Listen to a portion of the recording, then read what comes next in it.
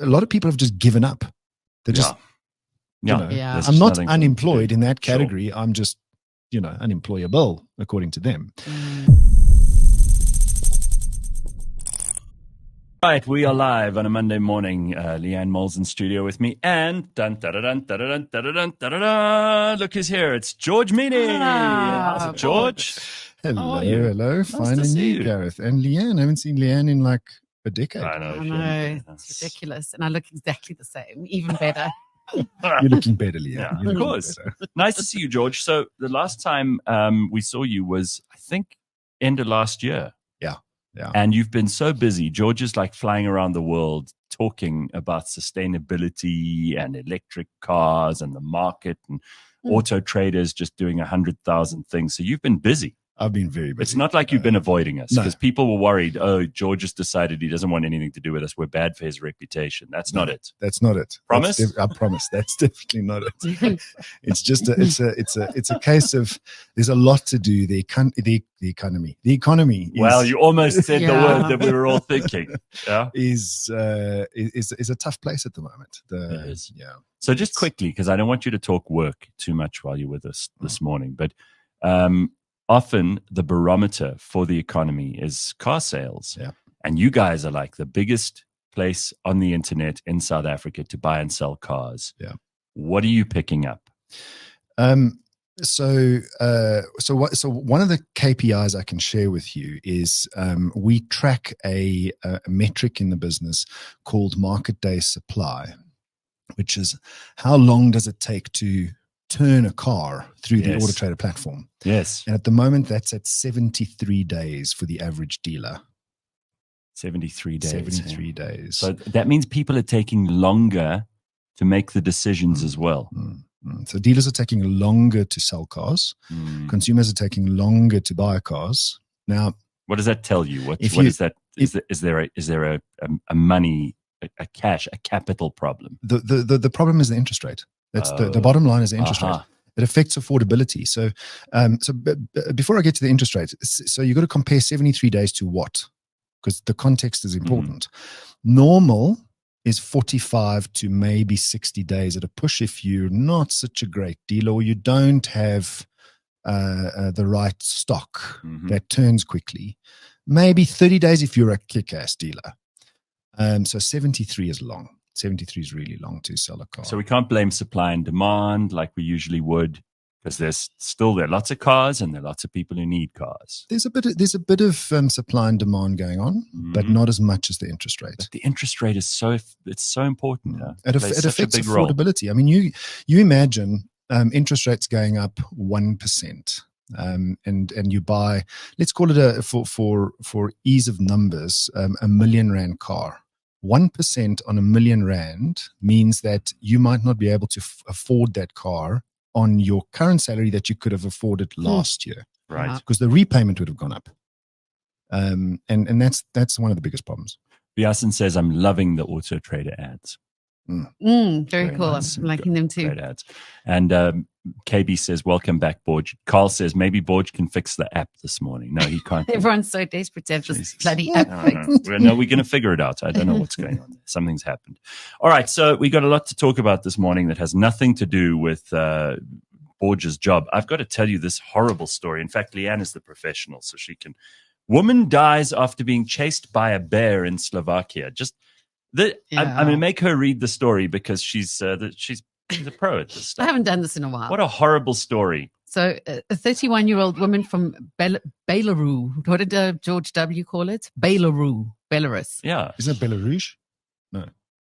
Well, anyway, this woman Baton Rouge in Florida. That's where it's from. This woman has died. She was chased by a bear in the north of Slovakia. Jesus. It chased her all the way into Belarus?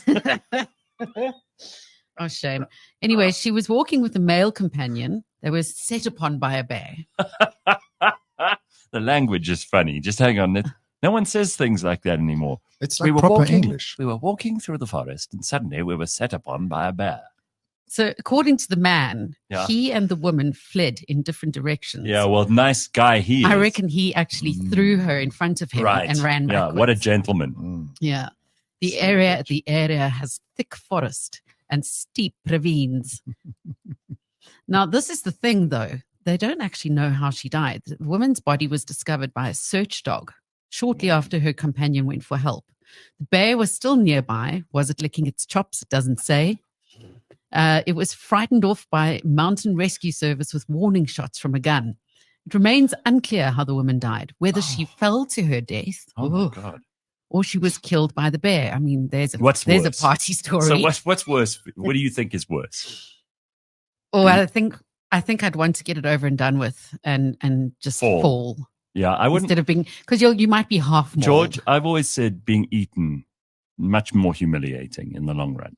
Yeah. Your family go, remember Catherine? She's eaten. Yeah. And what if it starts from the feet up? Yeah. And, you know. Would you rather be eaten or fall to your death? I'd rather fall because it's sudden. Yeah. That's Leigh-Ann's position. It's as like, well. why do divers wear diving knives? So they can kill themselves if the shark comes. Oh, so you can stab your buddy if you see a shark. Oh, clever. See, you've got a real survival brain. Tick off diving with George. Don't go diving with George. Yeah, okay. So there have been a number of bear attacks in recent years, including one fatal attack in 2021, and reported to be the first in Slovakia for a century. So Slovakian bears aren't that. They're not that bearish. good at killing. Yeah, they're not that good at killing. Listen, we are very lucky in Africa that we don't have bears because they are quite dangerous things. I saw a picture, and I have no reason to believe that this is untrue, of Cyril Ramaphosa's son, Tumelo, who was I think that's his name. He was in Russia visiting. He's got business there or whatever. He's got like a company that supplies meat. And he was in Russia, and there are pictures of him riding a bear. I didn't even know that was the thing. Yeah, it's a thing. So I don't know what to make of that. But our president's son, was in Russia riding a bear. Well, when you're from Africa and you have lions and elephants, and we can ride elephants, you've got to prove yourself when you go to Russia. So you reckon it's like a me ride bear? This is nothing. I've got the Listen, big five. Does anyone else in the world ride ostriches? That's a scary thing. Have you tried that? I've been there for the races. Yeah. I believe those things are wild. They are scary. And also they're a bit dinosaurish. You know, people think an ostrich is a bird, but it's kind of dinosaurish. Yeah. If you ask me. It is a bit, right? It's not a very, they look ungainly, and of course they can't fly, but they can run and they can kick. Yeah. They can kick. They dance nicely though, when they put out their wings and do that mating dance. They go around in circles. Get you excited. Turns me on, yeah. Ruffles my feathers. Mapello says, I think drowning in water or burning to your death are the worst. But burning apparently is pretty awesome. I think burning's worse than drowning. Yeah. Because apparently with drowning, you pass out quickly. Yes, apparently you don't really know you're drowning. Yes. Yeah. But with burning, it's from the outside. It might be from the smoke first that kills you. Rebellious Ruth has a totally different look at this. She goes, shame, poor bear, how humiliating. Yeah, I imagine it couldn't catch her and she just jumped off. Like if there's a bear newspaper, yeah, like there's a human newspapers reporting the terrible death of this poor woman, and she could have been eaten by a bear or she could have been killed by falling into the ravine. And then the bear newspaper, if there is such a thing, all the bears are reading it going, Winnie the Pooh. Yeah. Like, hey, they're calling him in the village. Hey, Winnie. What a weak ass bear this is. Like, you kids mustn't grow up to be like that bear. Oi, Paddington. What are you, some kind of loser? What's up with you? Bears always go for the face, says Janine. Is that true? No. Ooh. I remember that movie with Leonardo DiCaprio. I'm sure yes. you guys saw it. Wasn't it called The Bear? The Revenant or something. I never saw that. Did you see it? No. Oh, wow. Okay, well, you're missing out. The Revenant. Yeah, I'm going to go and look for it now. It was, I think that's what it's called. Yes, something like that, yeah. It was the most, apparently based on a real story of like some guy in the late 1800s who this bear found him and like almost killed him, and he managed somehow to survive. But you see how this thing keeps attacking. And they've got like a mean streak. And it wasn't over one day. It was it really drew the attack out over a period. And maybe if there's someone who's seen it more recently, because this is about 8 years ago that I saw this movie. But it suddenly occurred to me that we don't have, a lion is it wants to eat you. Yeah. with a bear, it's almost like a malicious, malevolent thing. You know, it's like it's got an axe to grind. It was a horrible story. And I watched this movie, and afterwards I was just very grateful that we don't have bears living here. Yeah, I would. There was something called an atlas bear that, you know, back in the days when there were really big mammals on Earth. Yeah. Like the mammoths. There was an atlas bear. And saber-toothed tigers and all that sort of thing. There was an atlas bear. I want to look this thing up and just find you a picture in the meantime, because this is a scary looking thing. And apparently they used to roam North Africa. And apparently these things were 9 feet tall. Okay. The muzzle and claws, shorter than those of the American black bear, but it was stouter and thicker in body. It weighed up to 1,000 pounds, which is 450 kilograms. What's wrong with your headphones? Is there a problem? Repeat of your voice. We're getting a repeat of your voice for some reason. God, I don't know what's going on. All of a sardine. I'm sorry. Okay, well, try and figure that out, James. James has got so many. He says the app is back up. He fixed it. So that's what we're hearing is the app. Try now. See if you can get it now. Yes. Is that better? Yeah, that's better. Okay, sure. We're hearing you twice. You were hearing like too much. All right, let me find you a picture of this thing. This is a scary looking thing. The Atlas bear. And apparently it had 1,000 pounds of weight, which is about 450 kilograms. They died out. There's some people that weigh that, don't they? Aren't they? 400 kilo person. I'd rather be attacked by a 400 kilo person. They are probably, but it's the only native bear subspecies that survived into modern times. And this thing was brownish black in color. And apparently it was presumed to be similar to other brown bears, but was carnivorous. So it ate meat. It was not a nice looking thing. I'm going to try and find you a picture of it quickly. Are all bears not carnivorous? They're omnivorous. Omnivore. Yeah, and I mean, there's some like mosaics in Roman temples and things of what these Atlas bears look like. I'm still stuck on the way the bear extends its attack. Yeah. This Revenant movie really screwed it up for me. I was having a very happy time until I saw that movie. I was like, oh, cuddly, cute little bears. You know, who doesn't have a teddy bear when they're a kid? Here's what they looked like. Take a look at that. Oh, unbelievable. Wow. You know what? That tail and the back legs always look cute no matter what. You think that's cute? Yeah, it's kind of like the back of a Rottweiler. I don't like it. But when you get to the front, it's a Rottweiler. No, the app is fixed. Yeah, baby. Okay, good. So Azalea brings up the obvious next level of this, which is Cocaine Bear. Did you ever watch that movie? It's still on my list to watch on, I think, Netflix. Love that movie. I feel like I've been living in the dark ages. You haven't seen Cocaine Bear either. George, your life is about to get a whole lot more interesting. Oh, this is a 2023 movie. Yes. No, it's a horror. That's why. Well, you don't watch horror movies. But it's not really a horror movie because Cocaine Bear is almost like a comedy. It says horror/comedy. I know, so. But it was based on a true story as well. Yes, these guys were trying to get rid of cocaine.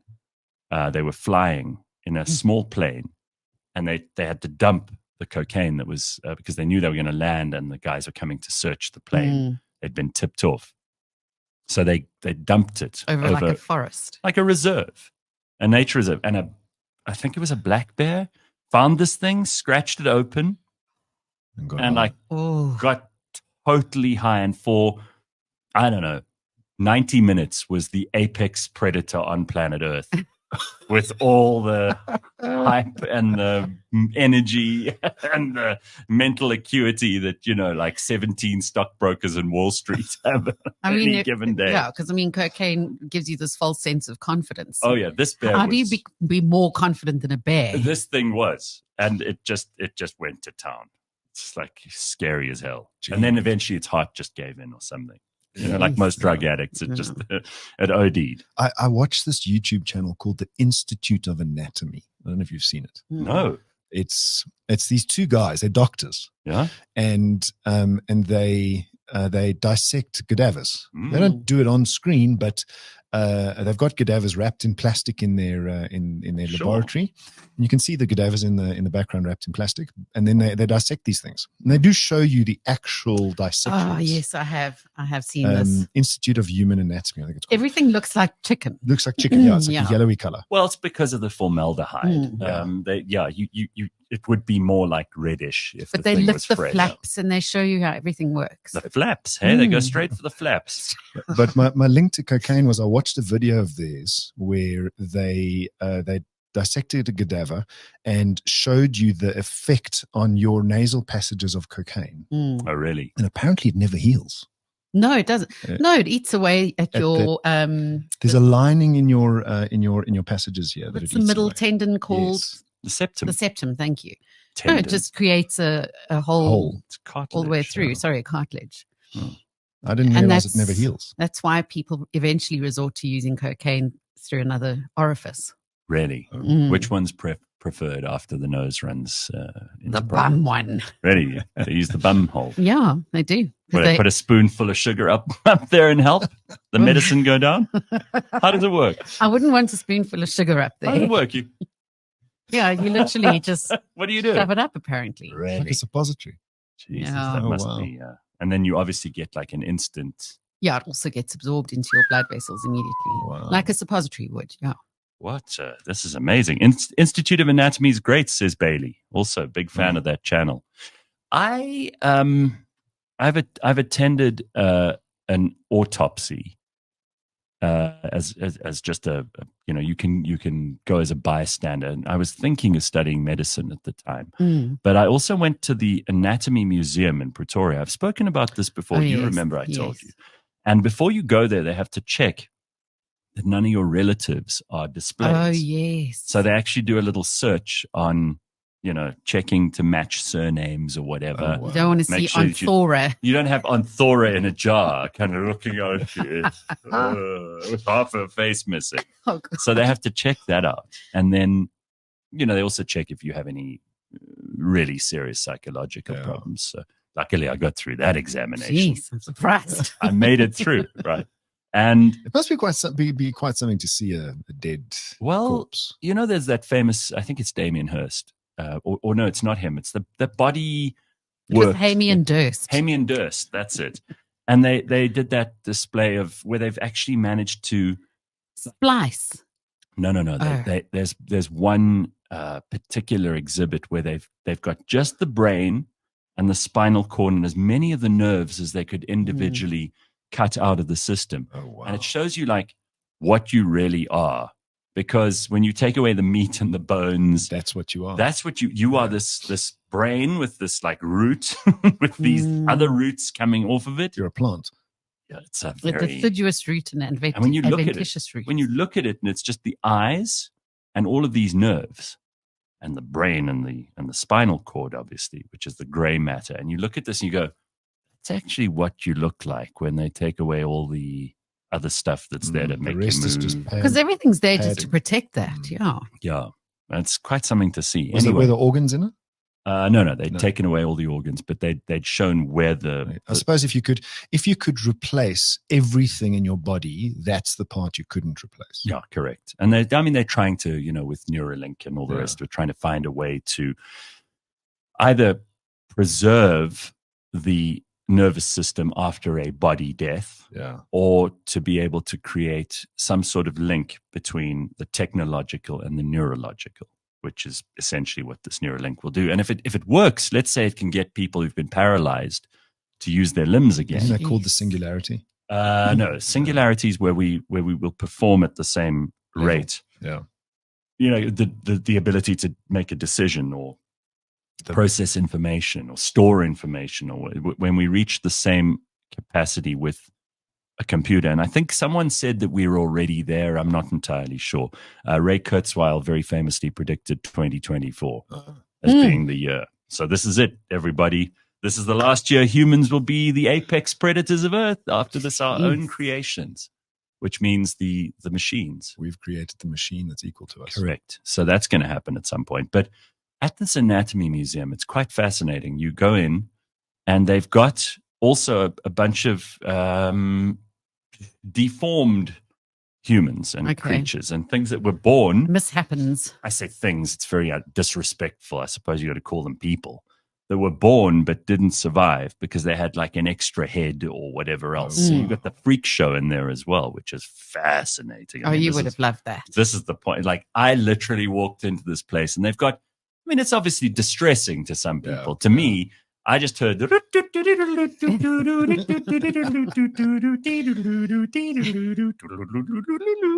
anyway, it was lots of fun to watch because they've got all these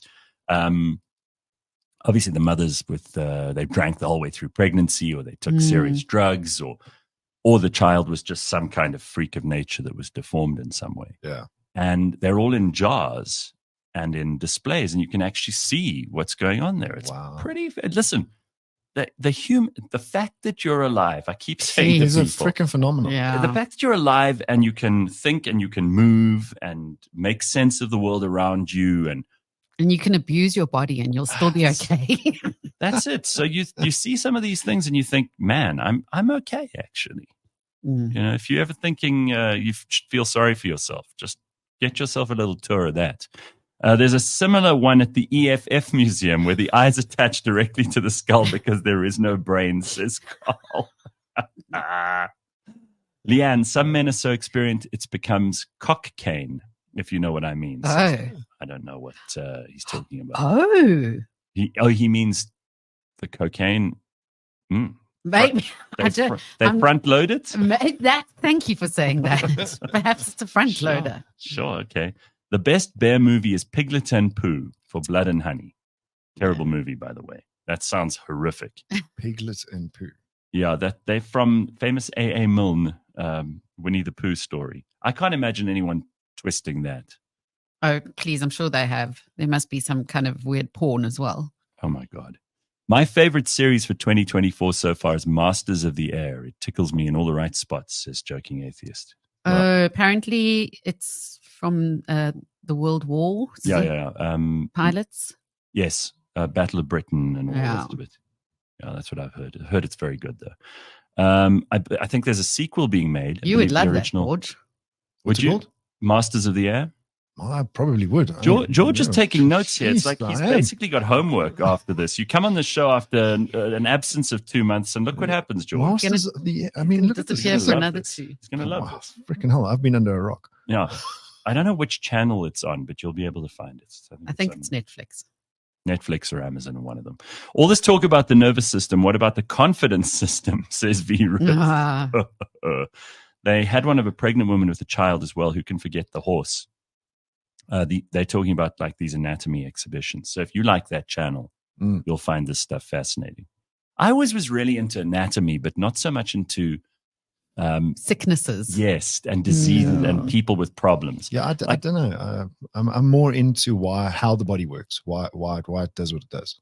Yeah, me too. So I want to know the physiology and all of that, but I don't actually want to deal with the person. That's why I would have made. I mean, I'm not clever enough, but if I had become a doctor, I'd have been a terrible person. You would have been, your bedside manner would have been despicable. Oh, you've got a smelly. Get out of here. There was in fact, he still runs it, and his son runs it, I think. What a doctor and son practice? Yeah, I'm not saying the names. The head of the emergency department at a big hospital. Head of the emergency department. My aunt went in there after having almost every organ removed due to cancer. Jesus. And she had like this wire mesh put in her stomach to hold everything together because everything had become displaced. Now, this is, by the way, perfect stuff for you if you're having your breakfast on a Monday morning. While we're talking about George and Leigh-Ann and I talking about cutting people open. That's one thing I don't do is get queasy when I eat. Don't you? Doesn't affect you at all. No. And he poked at her stomach and said, "You know that you could walk a bit more. You're a bit overweight." This is what this emergency medicine doctor said. Sounds like me. That's how you would have said. Someone comes in there with has been through the wars. You would say you need to lose weight. Bodyworks, apparently that's what it was called. That's the show. Bodyworks, you bought illegal cadavers from an undertaker who was supposed to cremate and give the ashes back to the family. I saw the exhibition in Amsterdam. I think they came here with that in South Africa a couple of years ago. That was where they took a body and they spliced it into a bajillion pieces and put them each on slides. and then they moved the slides, you could see the body as a whole. Or you could that's separate them. That was part of the exit. You would have loved that. I think George's would have been right up your street because it is fascinating to know what's going on inside the body and which organs do what and all of that stuff. But to actually be a doctor is a whole different kettle of fish. Yeah, I mean, I think it's more being a scientist of human anatomy that fascinates me, rather than dealing with the live squishy human. Yeah, exactly. Vera says George watches dissections while eating fava beans and a fine Chianti. No, don't mischaracterize George. He's just interested in physiology, so same as me. All right, Leigh-Ann's got some stories for us about an AI massager. I don't know if I like this. I'm already queasy. AI is in a robot? Yeah. Yes. No, it's not quease-inducing at all. I want some machine poking and prodding. You can't say, hey. It just massages. You can. You can say, hey. You can, basically. That's sore. So it was actually, it comes from a really good source, which is why I like this. She's the editor of technology at Mashable. So she actually put really herself. Good source, huh? Yes, okay. I think so. She put herself in the hot seat, and I've sent you some pictures, I think. All right, we'll put them on the screen. Where you actually lie in this chair and an AI machine massages your back. The best thing about this is that, number one, you don't have to be naked. So, that's always the difficult part for me, is like getting naked in front of someone in a salon. You've got to actually wear the suit because that's how the arms glide over you. Okay, that's clever. Number two, you decide the pressure. Because the one thing I dislike about massages is all the oil.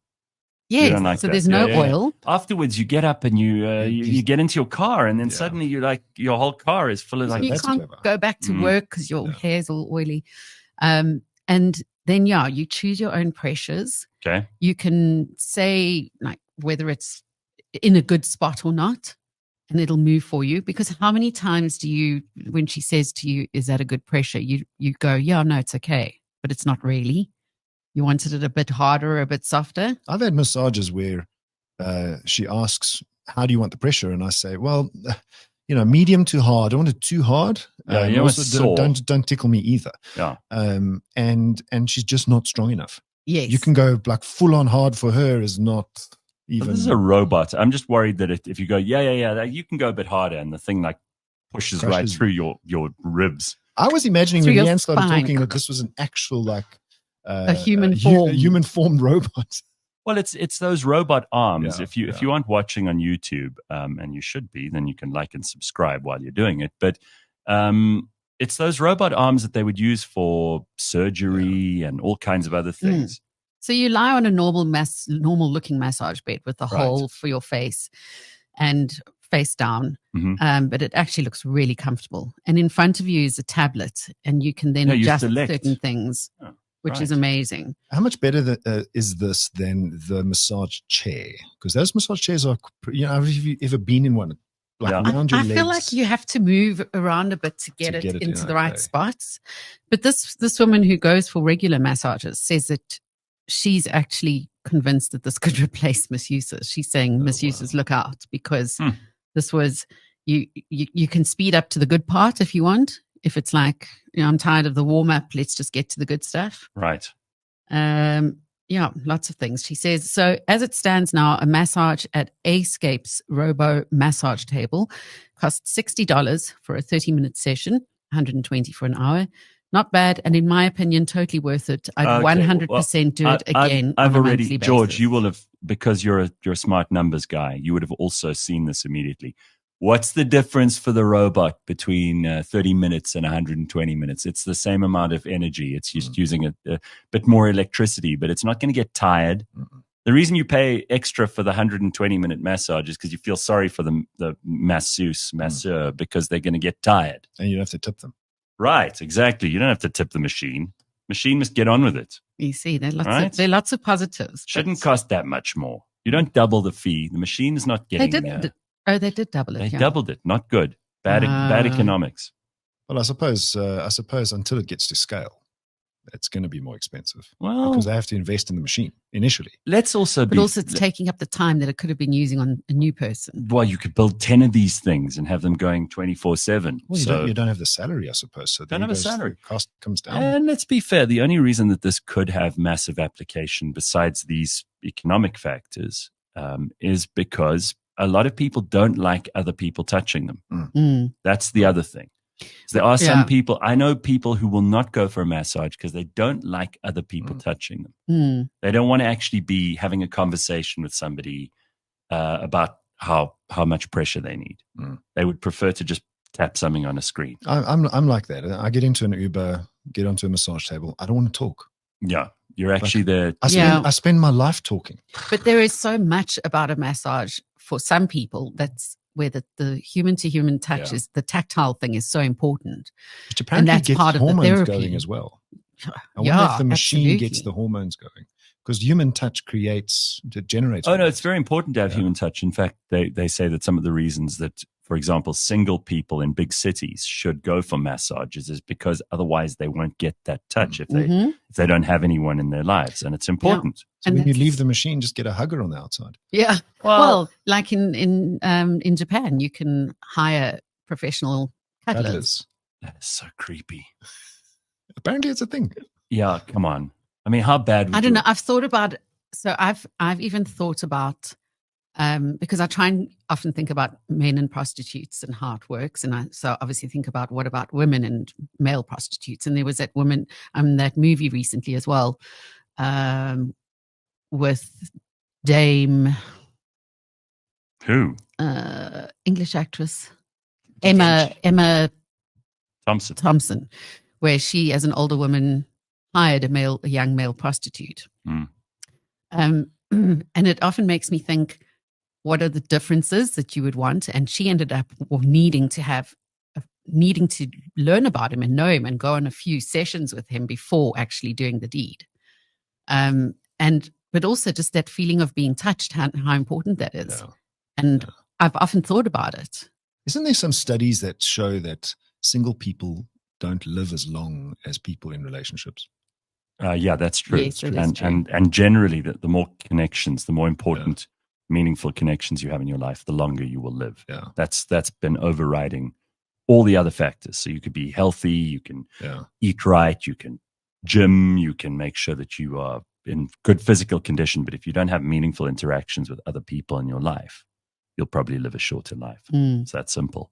It's quite a scary thought, actually, for so many people, because we do know that it's become much more difficult now than it's probably ever been, especially for young people who are looking for relationships, to find that person. So now we're adding an extra layer of complexity. You go for a machine massage. It's just one less person you actually deal with. I mean, how often do you think, rather than make supper tonight, I'll just order on this app? And then you don't have to have any interaction. You go to a restaurant, you still have to talk to a waitress or a waiter. You still have to, how do you want your steak or what? Yeah. There's some conversation. You hear other involved. people around you. You see other people. Dodge someone on the pavement. Sorry, excuse me. You have to do things. It's like doing this show. I hate doing it online. Yeah, it's got to be in person. It's in person is so much better. It's absolutely. I was going to do the show from home this morning, and I thought, no, George and Leigh-Ann will hate me if I'm already. Yeah, we would have hated you. Cardboard cutout. That's true. All right. So here's Rebellious Ruth says, as a trained somatologist, you shouldn't be chatty. Chatting is not a hair salon. It's not a hair salon. Yeah, I don't want to chat. I want to keep quiet during those things. I just, as a general rule, I mean, Larry David, who, Curb Your Enthusiasm, one of my favorite shows in the whole world, he doesn't like the stop and chat. Where you're walking down the street and you see someone you have to have the stop and chat. I don't like that. No. And the same goes, sometimes you go for a haircut and, you're in a good mood, you could talk a little bit, but sometimes you just do that. You know what happened to me over the weekend? What happened? So I was in Cape Town. Yeah. And visiting my sister. And I was there for work at the end of last week, and then I stayed on Saturday. Right. And we went to a hockey match of one of her kids. Yeah. And I was tapped on the shoulder, and turned around. This guy said to me, "Oh, George." I didn't know he was. Oh no! Someone from listens to the show? No, someone in the industry. Oh, okay. And I didn't know who he was. And you couldn't remember who he was? No, I mean, I apparently had interacted with him once or twice. Started chatting to him. But my point is really where, you're in a particular industry and I'm not really there to talk about work. I was there to watch my nephew play hockey. Right. And I stood there and to talk about work for 30 minutes. And you just want to get out of it, but you also don't want to be rude because this could be someone you have to do some work with at some point in the future. So I was polite. Oh, it's the worst. But that stop and chat situation, it's bad. I was like, my sister saved me. I usually, I just go straight for, I'm about to throw up. Can I quickly go? I need to go to the bathroom. Huge fart on board. Excuse me. Just have Leigh-Ann there. She'll be able to deal with any of that. What's your standard get out of the stop and chat situation? I say my dog's in the car or something. My dog's in the car. I've got to go. My mum's had another stroke. I don't know. Anything. Oh, it's terrible. The film The Surrogates shows the logical endpoint of all of this. Everyone interacts with the world through remote-controlled humanoid robots without ever leaving their homes. I'm worried about that. Yeah, very much so.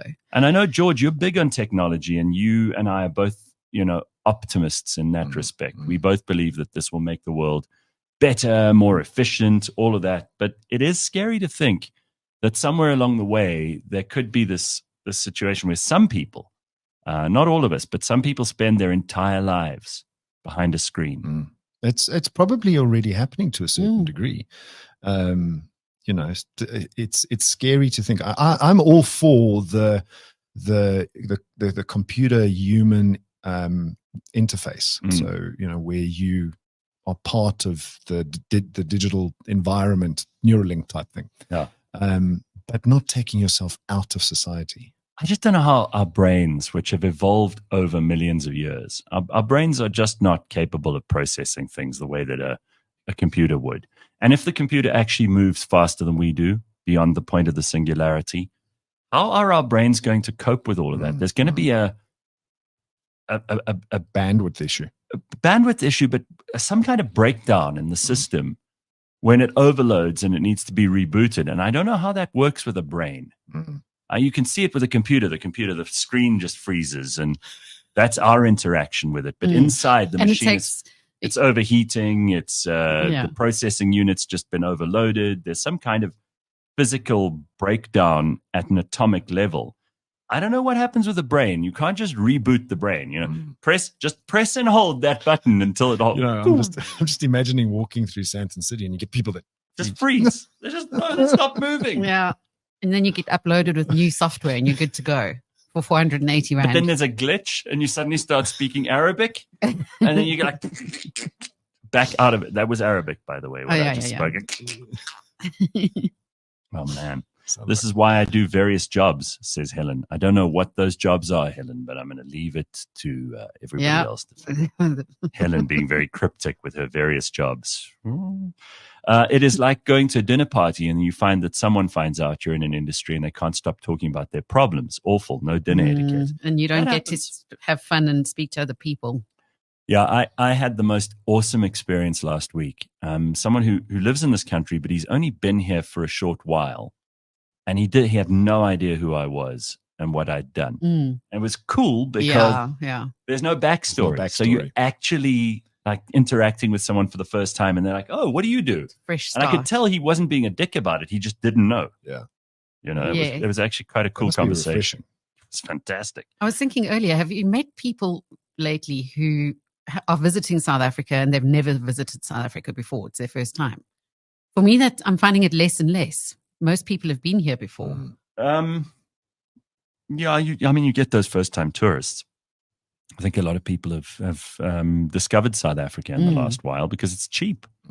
Like you talk about interest rates in cars, but one of the big things, the currency exchange, 20 times. It's great value to come to South Africa if you're from Europe or the States. I was in Portugal a month and a half ago. Oh, love it. Love that country. I was in Portugal, and I don't generally eat burgers, right? Because of the bun. I don't eat the bun. But everything on the hotel menus were at least 300 Rand, 400 Rand for a meal if you converted it, right? It's a lot of money. So I thought, let me go down to like Burger King or something. Bad. $18 for a burger. That's hectic. It's expensive. You see, our rand is really not great at the moment. And I don't know. You have to have serious money to be able to travel and just live the same way as you would in this country, not more extravagantly. And that's the key. People always used to say to me, when you travel, the best thing you can do to manage your expenses is to just live the same way that you would in your own country. In other words, you don't go out for a steak every night. Yeah. And you don't spend huge amounts of money on luxuries. Well, that's a nice thing when you go to like places in Europe. You'll visit the markets, the local markets, and buy like the locals do. It's still going to be amazing if you cook it yourself. It's the freshest produce. I suppose, to be fair, I was in Lisbon, which is Lisboa, a lovely place, eh? which is probably more metropolitan and more expensive. 100%. Leigh-Ann usually just finds some Portuguese man and then shacks up with him. He pays for all of her meals and things, so she doesn't actually know the cost of anything. I don't know. Leigh-Ann, how much was that? I've traveled the whole of Europe like that. Basically, someone else paid. It's fine. James, the producer, says, when I was in Turkey in December, a normal Big Mac from McDonald's was over 200 Rand. Again, that's hectic, right? And that's just pure exchange rates. That is. All right. Well, we've got a couple of other stories in the news that are worth talking about. Leigh-Ann has got a mass extermination plan for Marion Island. Now, it's not of humans, thank goodness. Well, there are hardly any there. There are no humans on Marion Island. It's basically an abandoned island in the South Atlantic. South Africa owns it. Yes, belongs to us. You didn't know that we had another. Near Antarctica. But it's not a tropical island at all. Why it's cold. Exterminated? Okay, so on the island, they basically use it as like for preservation of animal and plant species. It's uninhabited by humans. It's too cold. It's too arid. There is nothing that will grow there. You can't grow crops. I don't know if there's even fresh water on the island. There's quite a bit that grows. I mean, but not sort of edible crops. Okay. But there's an amazing bird population. You've got wandering albatrosses there. There are a number of birds which are protected there. And basically what's happened is the mice that were introduced by mistake in the 1800s. Mm-hmm. So 200 years ago, someone got there and introduced mice to the island. That population has become so large that these mice are now eating big birds alive. Jeez. How big are these mice? A mouse or a rat? Mice. They are little mousesses. Oh my God. I mean, they're as cute as anything. They're just normal looking mice. No, like a little dormouse. Probably attack them like a bunch of ants. But there's so many that they're actually like, firstly getting into the nests and secondly climbing up on top of smaller albatrosses and starting to like eat them alive. That's horrific. So they must exterminate. They have to exterminate. I'm in favor. So it's not a doing away of the island. No. They're going to exterminate the mice. So what are they poisoning them? It's the mouse-free Marion project, pest control on a grand scale. Lucky those buggers can't swim. Oh, well, they're about to have to learn. Talk about evolution in real time. Come a bit north and you hit Cape Town. We're worried about our brains not keeping up with the fast computers, but these mice better evolve very quickly to swim. They better grow gills. Freaking hell. Yeah. So they'll do 4 to 6 helicopters filled with poison. Jeez. Rodenticide. 550 tons of this stuff is going to be dropped across the island. So the pilots will be given the exact flight lines and they'll be able to track the drop using GPS mapping. The bait has been designed not to affect the soil or the island's water sources. It shouldn't harm the seabirds who feed out at sea, won't have negative impacts on the environment. Some animals will be affected at an individual level, but those species will recover. So there's no perfect solution to this. Wow. It says that Marion Island is part of the Western Cape. Yes. It's a tiny little island in Indeed. the middle of the South I Atlantic. did not know that. Yeah, they do expeditions out to there on ship, but there's no airport or anything. So the only way to get there is on the ship that'll go there once every 2 Or months. on the back of a mouse. On the back through of the water. A new swimming mouse. Yeah. Don't land on that. The new evolved swimming mice. Mice are going to see a human. Ooh, Yeah, this is good. lunch. Next thing you know, you'll be climbing into our eyeballs and eating them out from the inside. While Not you're good. sleeping. Yeah. So there are about 30 bird species and it's a rare undisturbed habitat for wandering albatrosses, which have a 10-foot wingspan. And those mice are getting under that wingspan and going in there. And this poison not going to kill the birds. It No, said they say they shouldn't. It shouldn't, yeah. But We've I mean, heard that before. this is again humans, getting in the way of things. So already in the 1940s, there was when the mouse problem had started becoming a thing. They took 5 domestic cats and put them onto the island and left them there. By the 1970s, so 30 years later, there were 2,000 feral cats on the island, See, they are. killing 500,000 seabirds per year. So these poor seabirds. So then the cats were eliminated by introducing a feline flu virus, and the rest were hunted down. With guns? Yes. Wow. Imagine a cat shoot. Ugh. Does that depress you, Leigh-Ann? This is literally like the woman who ate a fly and then had to eat the spider to eat the fly. There And was an old woman who swallowed a fly. I don't know why she swallowed a fly. I guess she'll die. And then there was You know a this woman one, who George. swallowed a spider, I've heard it, but I don't know. wriggled the and words. jiggled and tickled inside her. And then she swallowed a bird to eat the spider. She swallowed a cat to eat the bird. She swallowed a dog to eat the cat. She swallowed a horse To eat to the eat dog, the dog. which makes no sense and at then all. it said she's dead, of course. Yeah. But this is, again, humans just getting involved and trying. I thought the moral of the story of that particular song was don't be greedy. No? I just thought it was just to get the fly. Okay. I think she'll die. That's all Moral of the I story, don't do dumb shit. Yeah. Don't try to eat everything is what I Dumb understand. ways to die. That's exactly right. Okay, so you've learnt a lot this morning, but you've got to be careful because these poor birds that live on this island, they weren't expecting mice to become their hunters. 20 years ago, cats. Just keep the animals that aren't in an ecosystem out of that ecosystem.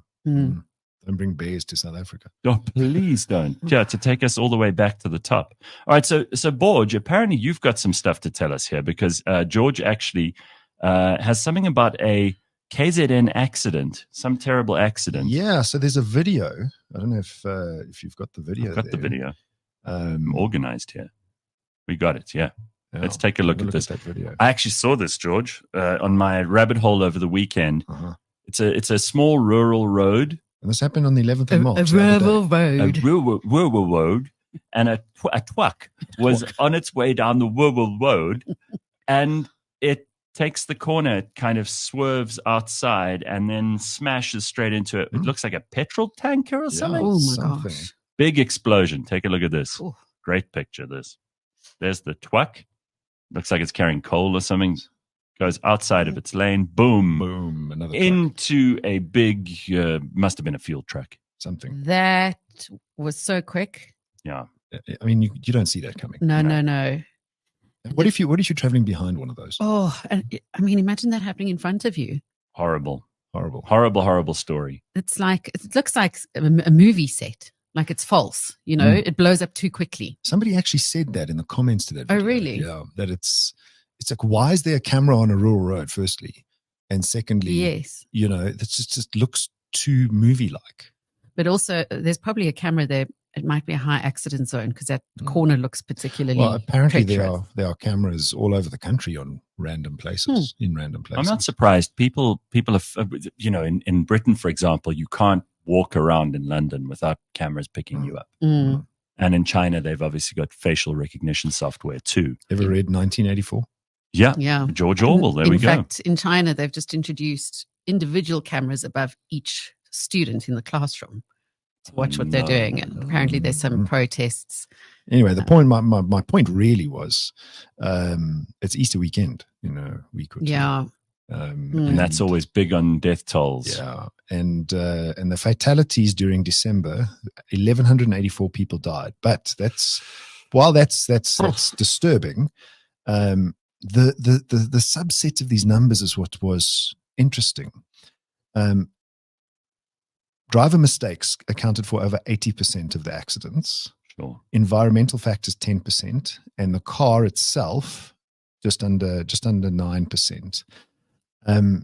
But the fatalities and the reasons were driving under the influence, reckless driving.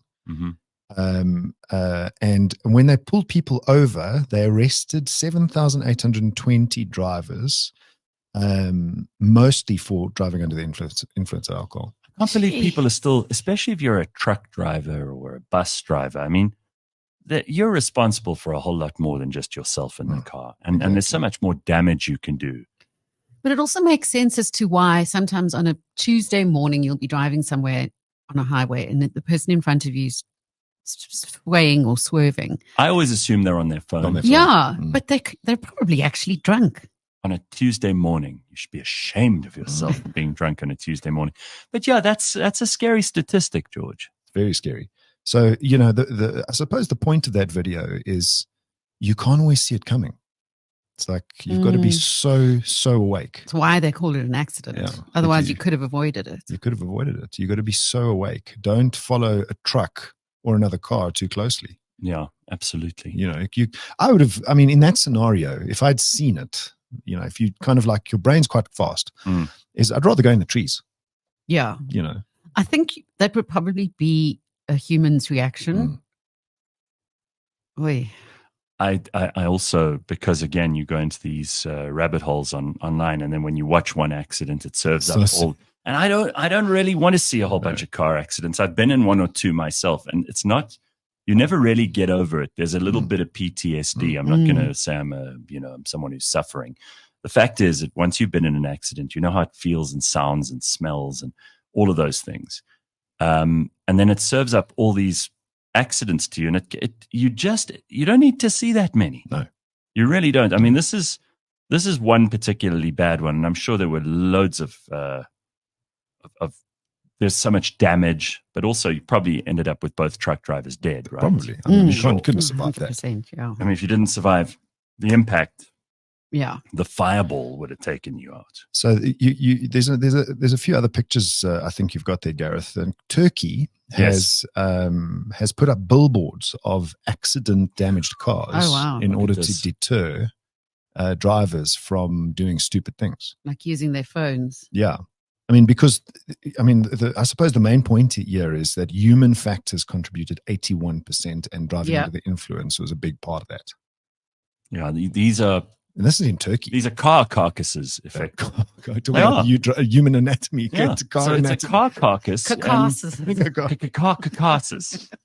And they put damaged vehicles on top of billboards as a stark reminder for road safety, employing shock value as a deterrent.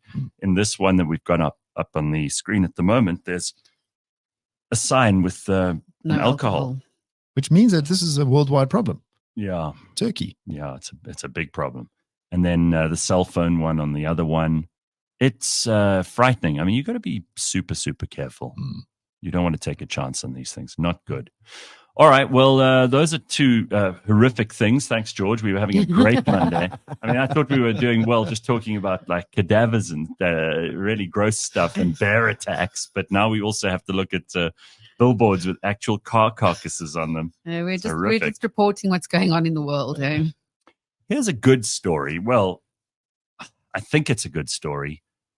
Marriage rates are up and divorce rates are down in the USA. I didn't expect this. Did you? In 2024? I haven't read the story. I haven't seen it. But the way the US is going in the way it's treating relationships, marriage, religion, bearing of children, telling people what to do with their bodies. Yeah. I'm actually not surprised that more people are going more traditional. That's probably exactly right, because this is what's happening. According to new data, being in lockdown, that was where it all changed, gave many couples a unique hurdle to overcome, one that made them get intentional about how they approached important things like finances, compromise, and autonomy. Many people walked out of that experience with a better sense of what they really need in a life partner. So intentionality maybe behind declining divorce rates as well. Being stuck at home together during lockdown forced a lot of couples to face problems that they wouldn't have faced otherwise head on. That may have caused additional strife, or it could have helped them to lay better groundwork for a stable future. So what they're saying is they see a lot of change in couples sticking together and trying to work out their problems and not going straight for divorce. But so what is the marriage rate doing? So the marriage rate's gone up, but the divorce rate's also gone down. So is there a decline in people actually getting married? No. It seems that that's going up. Marriage rates are going up. So the actual rate is going up. Number of young people who want to get married. It's not a factor of less marriages. We always thought, and I think this is why this is perhaps a good news story, we always thought that because marriage was on the decline. And especially I suppose millennials and maybe a bit of Gen Z were reluctant to get married. That seems to be changing. It's cyclical. You go through different stages in human history where people are in a hurry to get married. And apparently when things are tougher, people get married and have kids. In order to, there's some gene that kicks in and we're like, we got to go into keep the population up. Yeah. So we get into relationships and we start having kids. When things are too good, population decline. I was doing an analysis for a presentation for work the other day. And part of it was South African demographics. And South African population is growing by 2% per year. Okay, well, that's good. And apparently any population where you have a declining population rate ultimately does not go well for that country. And when you look at South Africa's demographics in terms of, we've got, I think it's 13 million employed people. We've got 40 million people that could work. Only 13 million of those are employed. Then you look. I always say the big problem is that the children aren't working. At least not hard enough. That's not part of the 40. The children yearn. The children yearn for the work. Just give them the work. There's 62 million people, so the children are not even in there. No, they are. They're included, aren't they? They're included in the 62, not the 40. Yes, but they're not working, is my point. They are not contributing to they're sucking the life out of the economy. We often have a problem with unemployed people. We say, well, why are all these unemployed people? Who's paying for them? The fact is you are. But with the children, Gareth, they could be put to work too. What about those good old Victorian workhouses and factories? Yes. The kids used to climb into the parts of the machines that they'd go down the chimneys and sweep the roofs. Yes, they could do things. I'm saying put the railroad. Put the children to work. Anyway, your point, George. Sorry. My point was really that I just want to pull these numbers up here. Unemployed people that mark the census as unemployed is 8 million, right? Not economically active is 17 million people. So a lot of people have just given up. They're just, I'm not unemployed in that category. Sure. I'm just, unemployable according to them. And if you think about if this economy came right, what kind of a workforce we have to produce stuff. The positive side of this is if the economy turns around, we have ready and willing labor. We have young, ready and willing That's a good ability. So that would make us a useful country in the world's economy going forward. Imagine how. And also 2% is a sustainable kind of replacement rate, right? I mean, it means that there are going to be slightly more people tomorrow than there were yesterday. But 2% is manageable. Yeah. If it was 18%, it would be. And if things are on the up, like education and employment, then that 2% is going to be beneficial. The workforce. Median age is 28 years old in South Africa. Which is young by world standards. We've got a very, very strong workforce that I think could be formidable in the world economy. Well, there we are. That's a good note to end things on. It's 8 o'clock. For sure. We're going to wrap things up for this morning. Thank you, George. Always nice to see you. Yes. Great of you to join us this morning. I think George was coming and spend more time with us like this. Absolutely. Had a lot of fun with bear attacks and carcasses and car cadavers and God knows what else. George, of course, is the CEO of Auto Trader and industry thought leader and electric car expert and owner, because you have both, and a pilot by night. Well, actually during the day. You haven't got your knife license. No, but there we go. George Meany, everybody, and Leigh-Ann Mole. Say goodbye, Leigh-Ann. Goodbye. Wave to the camera. Bye-bye. Yeah, there it is. Bye. All right, we will see you tomorrow, 6:00. Cheers.